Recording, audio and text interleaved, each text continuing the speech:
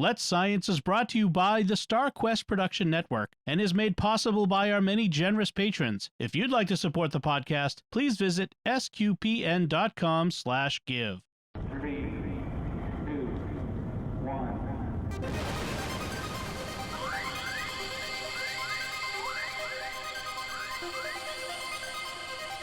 We live in a universe of scientific wonders. Every day, scientists are inching towards breakthroughs which can change our lives. We're playing our small part in sharing these wonders with you. That's why today is a fine day for science. So let's science. So Caroline, for our science topic today, you were going to tell us about Australia's largest dinosaur, first of all. So tell us about this great story. Okay, so Australia is known for its big things. Like you go around anywhere, you'll find big things like the big pineapple, big avocado, there's a big prawn, there's a big guitar, there's a few big beer cans, there's some sheep, there's birds, all right. Yeah, but even massive artwork like the giant paint silos that we've got in country Victoria now too. Exactly, yes. Yeah, it's got to be big. We love a big thing here. So today I want to talk to you about Australia's largest dinosaur. Yes. It's a really big thing. So it is known as the Southern Titan, and it was recently just classified. So this is a new, they have been working on it for a while, but they've just actually classified it now. So it's a really exciting thing. This is so cool. Yes, I love this. So its scientific name is Australotitan cooperensis, or they're calling it Cooper for short. And this is because it was found near Cooper Creek, which is in the Cooper Basin, west of Eromanga, southwest Queensland. And I'll tell you a few things about this dinosaur. It's pretty fascinating. So it's actually thought to be one of the top 15 largest dinosaurs in the world. Wow. So quite a big one. It's a long-necked titanosaur, which a titanosaur is herbivorous, it's quadrupedal, so it walks on 4 legs. It belongs to the family Titanosauridae. It's a sauropod with a huge body, long neck, small head, and for all those people who used to study dinosaurs intensely as a young child, so we've been studying dinosaurs for a while, it's similar to an Apatosaurus or a Diplodocus. So I was thinking, yeah, right, something like that. Yeah, something like that. Kind of herbivore family of dinosaur, yeah. Exactly. So you get the image immediately into your head what this dinosaur could look like. As a child who bought Dinosaur magazine every week, as when I was very young, studying dinosaurs, yeah, that image comes straight to mind. That's very cool. Exactly, yes.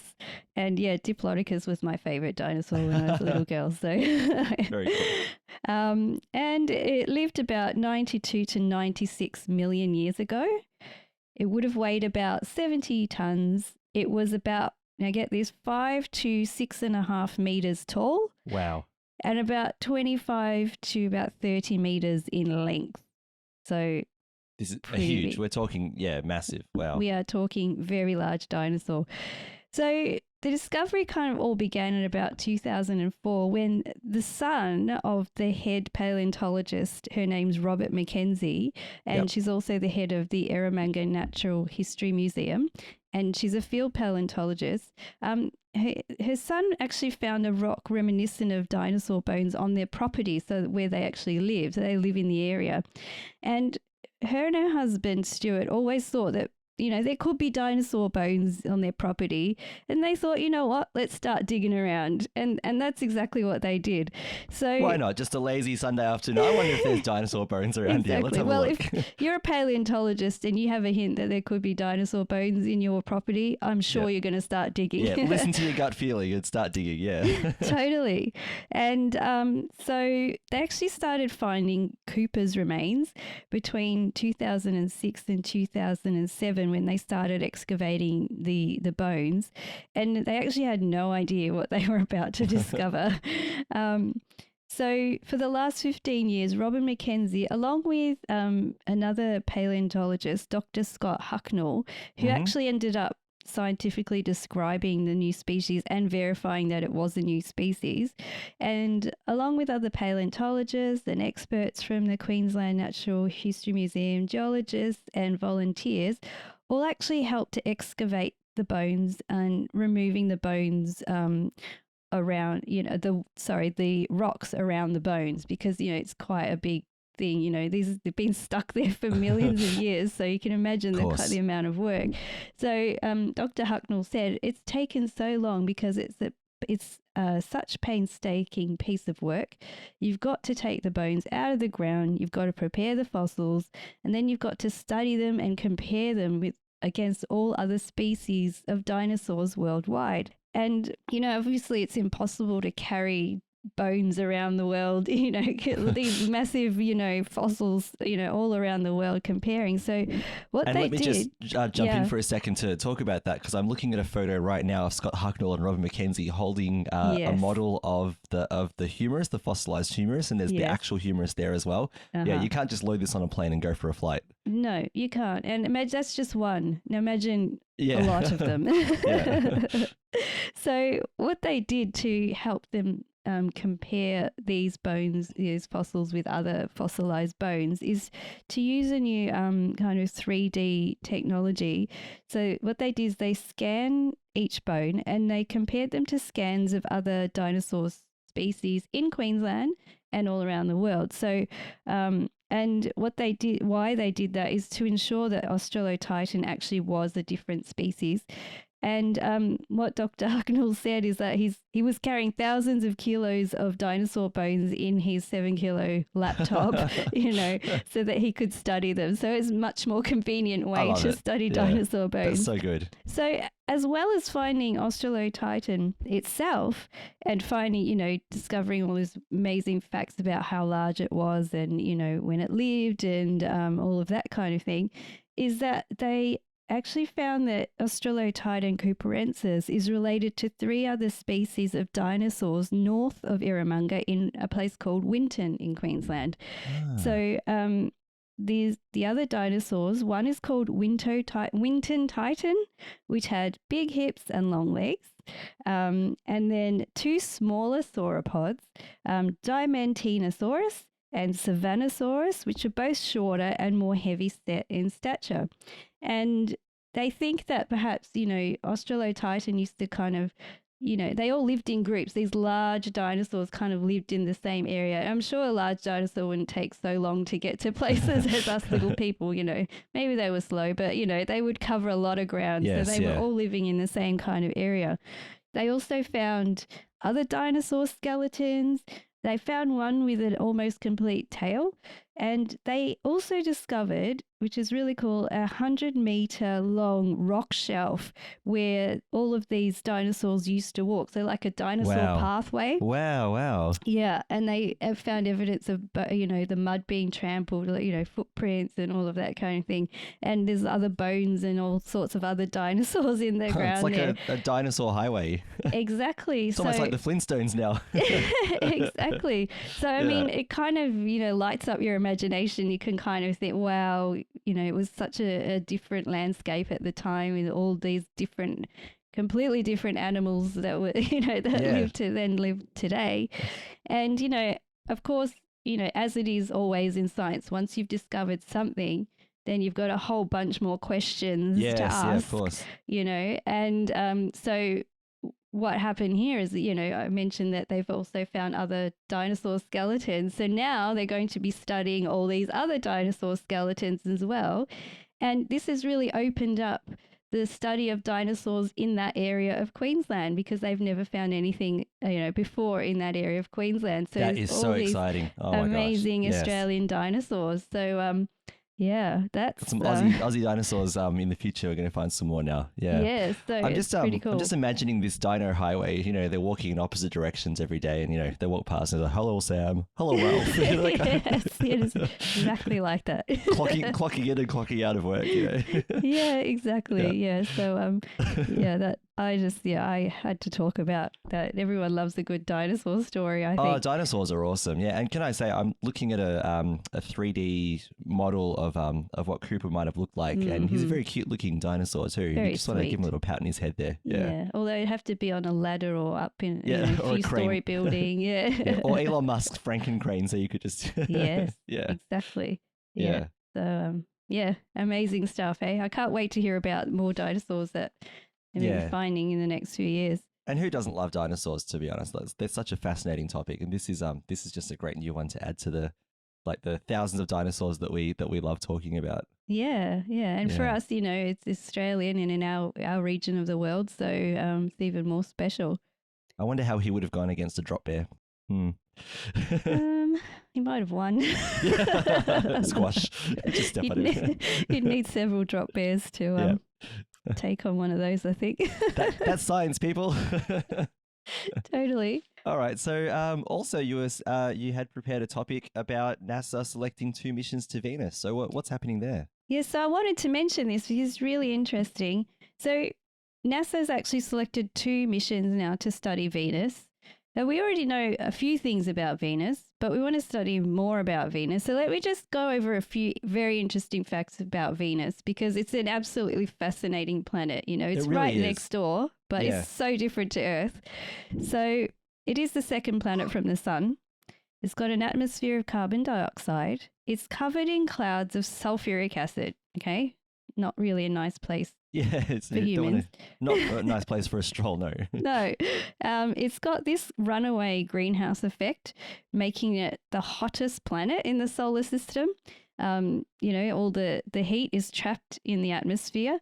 It's got a surface temperature of 475 degrees Celsius. Wow. Yikes.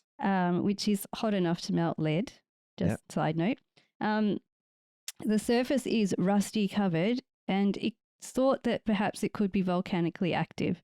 The air pressure is totally soul-crushing. It's 90 times the amount of pressure than we live here on Earth. And Venus rotates on its axis backwards. So the sun rises in the west and sets in the east. So it's a little bit different. So what you're saying is only Chuck Norris could survive there, really. No one else could. I think, I would say that's accurate. Yeah.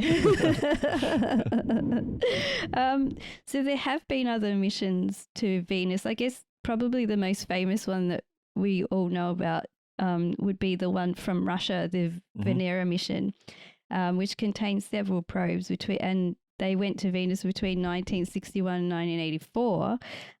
10 probes made it to the surface, but they all only lasted a short amount of time, between 23 minutes and 2 hours. So you can see what kind of a mission, maybe why people haven't gone there before, again, because it's quite... It literally destroys anything that you can send over there.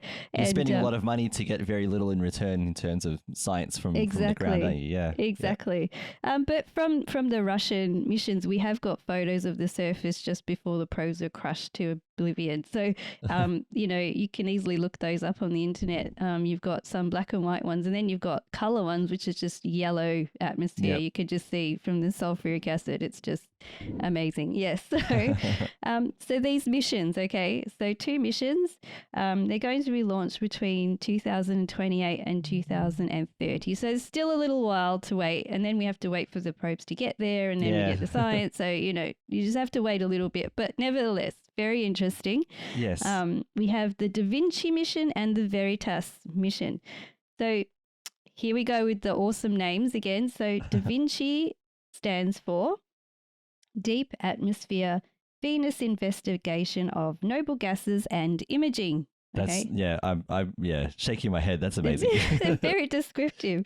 So what this one's going to do is plunge right through the atmosphere of Venus, hopefully get to the surface and maybe survive a little bit. And I was watching a press conference from NASA, talking to the mission leaders of this, and they were saying that they're using similar technology to what the Russians did. So it's but brought into the future. So like to now and to our now technology. So hopefully we get a little. They're able to withstand a little bit longer. We'll see. The missions are the probes are encapsulated to protect everything inside and to temperature control all the probes and all the analyzers and everything in there. So, so hopefully, they'll do really well. It's just I'm wondering if they could build something that can withstand the pressure for a certain amount of time. That would be really cool. I imagine it would be so difficult, but, I reckon, why not? I give it a go. see what you can get done. Yeah. So what this mission aims to do is to measure the composition of Venus's atmosphere and to investigate maybe if it ever had an ocean.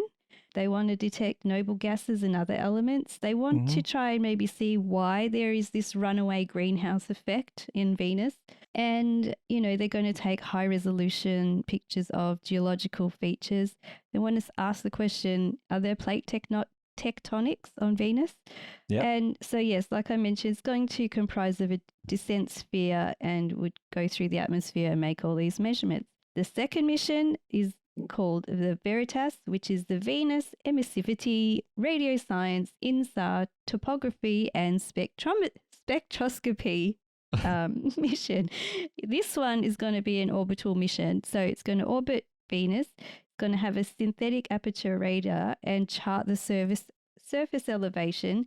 And this is going to be cool because it's going to create 3D reconstructions of the topography. So we're going to get a nice surface map of Venus. Yeah, that's going to be awesome. That is going to be cool. So doing this, they're going to try and verify whether there are the plate tectonics and if there are any active volcanoes on Venus, because we think there could be, but we're not 100% sure. So basically, they want to understand more about the geological history and understand why is it different to Earth? Why is the development of the planet different to how Earth developed? Yeah. Another aim is to map infrared emissions from the surface, which could help the type of rock on the surface. And they want to see if any volcanoes are releasing any water into any vapor into the atmosphere. So basically, it's a really good all-over study of Venus. I guess they have to pack as much as they can, Yeah, of course, go. Yeah, send as many instruments as you can, exactly. on these missions, and get all this science from Venus, so we get a better picture of Venus than we have. And this is really cool. These missions, sending missions to Mars and to Venus. They're our next door neighbors, and they're two completely different planets to Earth. So by studying Venus and Mars, you kind of get an idea of how Earth would have developed, and then also asking why are Venus and Mars? I mean, they are in a different orbit, not a different orbit, but like a different distance from the sun. That's what I meant. Sorry, Saturday morning. Yeah, so it's amazing. Just you just think, oh, yeah, we're at this distance from the sun, and we formed so that life forms, but the planets either side of us, they have all the potential, they have similar gases, rock, hard surface and all the rest, but they do not have life as we know it on their planets. So yeah, I just think, it's just amazing, to get all this information and do the comparisons between, like you could call them cousin planets, I guess, because they're very similar. And the other good bit about doing these missions too is that they want to extrapolate this data that they receive and maybe apply them to exoplanets. So those are planets not in our solar system. Yep.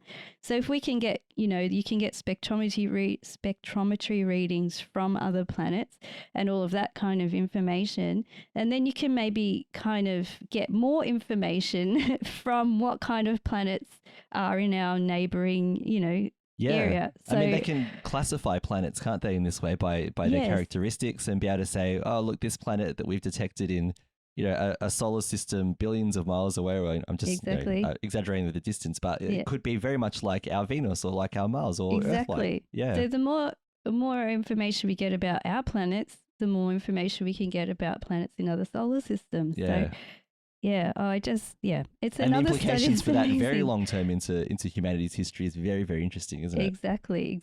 We just need to look after our planet for as long as we can. So we can, exactly. So that we can do these investigations. So there you go. Put your rubbish in the bin, children. Yes, please.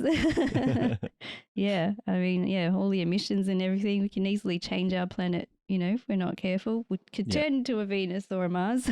We're happy with Venus where it is right now. We don't need it right in front of us. Yep. No, we don't. And I don't think it will be habitable for, ever. So, except for Chuck Norris, he'll be fine. Exactly. But there you go. I thought they were very interesting. And I mean, maybe it sounds like a long way, but I just can't wait for the science that comes from those. Yeah, I mean, it'd be in our lifetime, which is awesome. So we'll get to see that. Yeah. Just a last question, and you may not know the answer to this, but have any launch companies, rocket companies, been selected yet for these missions, or is that still too early to tell? I have not heard about that yet, but yeah, I did. I remember. I think just digging into my memories here, I think that Rocket Lab, the little, I don't want to say little, but the awesome little New Zealand company that launches rockets, I think they had mentioned Venus and a mission that was possibly on the cards, which would be just the icing on the cake for me, having them be the ones that launch something there. It's possible. I did read that they've been selected to do some Mars missions, so that would be awesome. Yes, and a moon mission as well, sending something to the moon. Yes. Yeah, as part of Project Artemis. Yeah. Yeah, they're coming. They are up and coming company. I mean, we need some, rocket launch companies down here in the Southern Hemisphere. It's only fair. So we back them 100%. So. We've got dinosaurs. We need rocket companies. And, I know. I want to see a rocket launch. I know. As much as I, dream to come to Florida one day, or even Boca Chica down in Texas, it's kind of a dream holiday. COVID's making that completely impossible for a little while. So, one day we'll get to go there. But if we have something down in New Zealand, it's more in our reach, For sure. So yeah. Great. Thank you so much for those topics, Caroline. They were awesome. Thank you. Yeah, a lot to think about. And I've got articles. There'll be interesting reads. So, yeah, you can do some more research. And, that's the fun about this science. I can give you the start and then, So we'll share those with everyone. And why don't you tell us your love of dinosaurs? What's your favorite dinosaur? And what do you think about humans sending probes to Venus? Let's Science is brought to you by StarQuest Media and is a fortnightly podcast that brings you the scientific wonders of our universe from a distinctly Catholic point of view. For more from Caroline, Lindsay, and friends, listen to the StarQuest show, Catholics of Oz. Find links from today's show at sqpn.com/science and find the Catholics of Oz at sqpn.com/Oz. Be sure to follow the show in Apple Podcasts, Google Play, wherever you can find podcasts, or on the SQPN YouTube channel. The generous donations of our patrons at sqpn.com/give make it possible for us to continue Let's Science and all the shows at StarQuest, which makes our nonprofit mission possible. You can join them by visiting sqpn.com/give. Join us next time for more scientific wonders, and thank you for listening to Let's Science on StarQuest.